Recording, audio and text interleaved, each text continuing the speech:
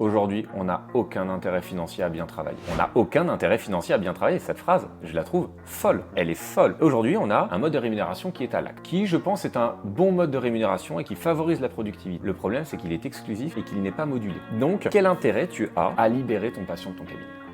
Est-ce qu'aujourd'hui, tu n'as pas un intérêt à entretenir ta liste d'attente? D'autant plus que l'assurance maladie, elle contrôle peu la suractivité. Et pour le coup, que l'assurance maladie contrôle, c'est son rôle. Moi, ça me gêne pas. Mais aujourd'hui, est-ce qu'elle va contrôler ce qui est pertinent? Aujourd'hui, elle va contrôler si on cote bien la cotation entre le 7,49 et le 7,52. Est-ce qu'il n'y a pas autre chose à aller chercher? Est-ce qu'on peut pas se dire que, quand on voit quelqu'un pour une lombalgie 60 séances, est-ce que c'est pertinent? Je suis pas du tout en train de dire que ça n'est pas pertinent. Je suis juste en train de dire que ça me choquerait moins que l'assurance maladie vienne nous voir pour qu'on justifie de pourquoi on a vu cette personne-là 60 fois, plutôt que nous emmerder avec de la cotation de nomenclature hyper traçante, pas forcément pertinente. Moi, c'est cette réflexion-là que je me pose depuis des années en me disant, mais j'ai vu ce patient, cette patiente-là 7 fois. Quel est l'intérêt de l'avoir une 8e fois? Quel est l'intérêt d'avoir une 9e fois? Aujourd'hui, je me pose cette question, mais je n'ai aucun intérêt financier à le faire. Et c'est peut-être dommage. Si la personne va mieux au bout de 8 séances, qu'on la libère rapidement et qu'on prenne quelqu'un d'autre. Il n'y a pas cet intérêt-là. Est-ce qu'il y a des solutions? Nous, je pense qu'on en a trouvé. Et ce qui est sûr, c'est que le modèle actuel ne le permet pas.